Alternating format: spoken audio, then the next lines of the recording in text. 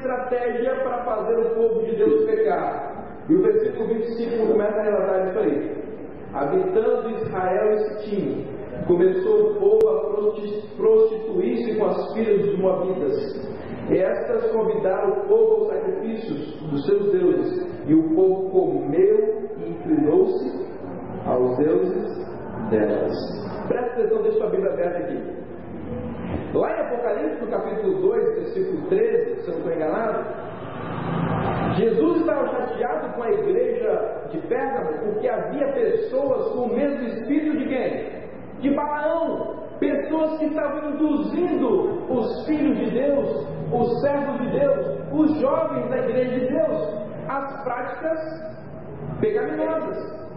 Na realidade, as práticas pecaminosas, as quais o profeta João fala lá, são duas coisas. Primeira, a prostituição. Segundo, comer o quê? Carnes sacrificadas a ídolos. Vejam se não é a mesma coisa que aconteceu no versículo 2, aqui em Números capítulo 25. Estas convidaram o povo ao sacrifício dos seus deuses, e o povo comeu e inclinou-se aos deuses delas. Na realidade, sabe o que o profeta João está dizendo, e Moisés está dizendo aqui? O seguinte: prostituir-se e comer carne sacrificada a ídolos era nada mais, nada menos do que adorar a um Deus que não era o Deus do quê? Verdadeiro. Eles estavam, na realidade, fazendo um culto a um Deus que não era o Deus verdadeiro. Irmãos, o livro de Apocalipse foi escrito em linguagem figurada. Portanto, provavelmente o apóstolo João não está se referindo ao povo de Deus comendo carne sacrificada a ídolos, nem tampouco ao povo de Deus se prostituindo literalmente com mulheres. O que o apóstolo João está dizendo, na realidade, é que aquele povo estava idolatrando no coração, desviando-se da doutrina pura e verdadeira, que era a doutrina genuína de Jesus Cristo. O que estava acontecendo com aquele povo é que muitos estavam apostatando, saindo das fileiras da verdade pura e genuína, para seguir outros caminhos mais fáceis de serem seguidos.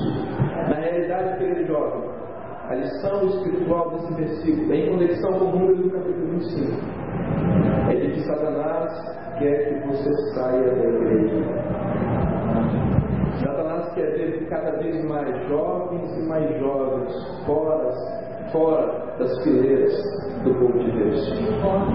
Cada vez mais Satanás vai usar jovens aqui dentro e lá fora para levar você passo a passo para longe dos caminhos do Senhor Jesus. Primeiro são as primeiras coisas, os primeiros passos. Um convite para uma festa que você vai, onde os anjos de Deus não podem entrar com você. Daquela festa, uma bebida que você não pode beber. Daquela bebida, um relacionamento que você não pode ter. Daquele relacionamento, muitos casos, vem como herança uma criança, ou mesmo um casamento desafortunado, e você se encontra totalmente preso, longe do Senhor Jesus. Essa é a vontade do inimigo de Deus, através das doutrinas de Balaão: fazer pecar o povo de Deus. Se vocês acompanharam o relato do capítulo 25, vocês vão perceber que aqueles que pecaram ali sob a orientação de Balaão, adorando os deuses falsos nas orgias e com as comidas sacrificadas a ídolos, no versículo 7, através do zelo de Finéias, foram exterminados. O que Satanás quer, jovem, é que um dia a igreja de Deus tenha que se reunir numa comissão fatídica para cortar o seu nome, porque você já não é mais um filho de Deus, porque suas práticas não condizem mais com a verdade. E não pense que a igreja de Deus faz isso erradamente. A igreja de Deus vai até o final para resgatar uma vida. Mas tem horas, queridos, que o zelo de Finéias precisa tomar conta da liderança, porque não dá mais para suportar o pecado enraizado da igreja. Sabe por que a igreja tem que excluir alguns jovens às vezes? Porque antes eles deram ouvidos às recomendações de Balaão, oferecendo mulheres que os levaram à idolatria, a esquecer do Deus verdadeiro. Será que vocês conseguem entender o que nós estamos falando aqui nessa noite?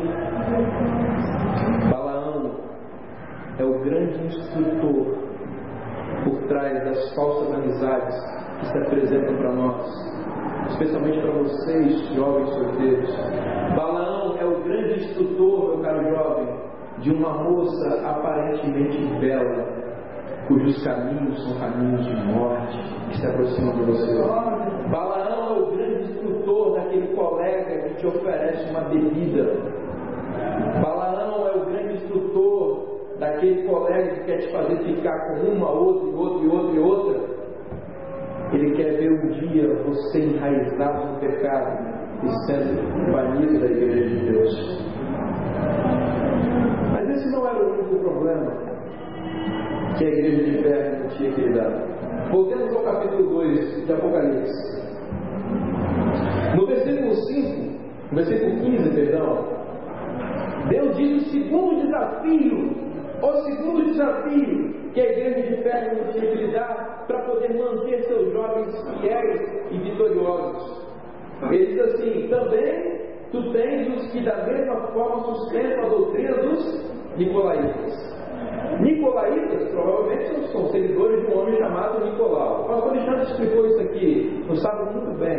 Ele disse que os Nicolaitas eram gregos, eram intelectuais gregos que haviam entrado na igreja. Não foi isso que ele disse? Bom, a grande contribuição, entre aspas, que a Grécia deu ao pensamento filosófico do mundo, sabe qual foi? Uma coisa chamada relativismo. Sabe o que é relativismo? Tudo é relativo. Não existe verdade absoluta. Quem vai para a universidade sabe exatamente o que eu estou falando. Quando você vai defender um ponto de vista, geralmente um professor mediador diz para você: mas você já conseguiu ver o outro lado da verdade? Você não pode ser tão tácito, tão forte assim, porque sempre tem um outro lado a se observar. O relativismo levado a excesso é um grande problema moral, sobretudo para os princípios da igreja. Sabe? Na igreja de Pérgamo havia jovens Nicolaitas, ou seja, relativistas.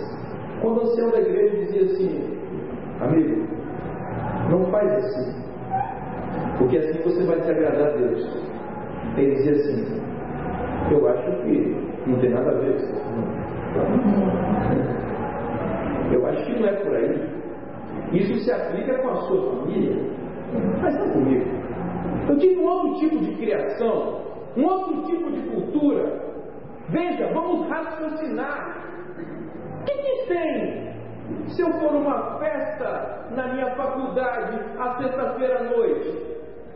Poxa, depois de 4 anos todos juntos, seria muito irresponsabilidade ou falta de compromisso da minha parte deixar e frustrar os planos dos meus colegas. O que tem eu participar daquele coquetel de formatura, da minha lá onde vai haver danças e músicas num dia inapropriado ainda? O que tem? Pensa comigo direitinho. Eu vou estar ali quietinho, eu não vou participar de nada. Sabe? Os nicolaitas são aqueles que sempre dizem: eu acho que não é por aí. Irmãos, nos caminhos de Deus não funciona dessa forma. Com Jesus é sim, não. O que passa disso é do maligno. O que passa disso é nicolaíta. Sabe? Eu não quero ser um nicolaíta. Eu quero ser um jovem equilibrado e disposto a ouvir a voz de Deus e receber a sua orientação. Vamos tirar essa frase do nosso vocabulário. Eu acho que não tem nada a ver.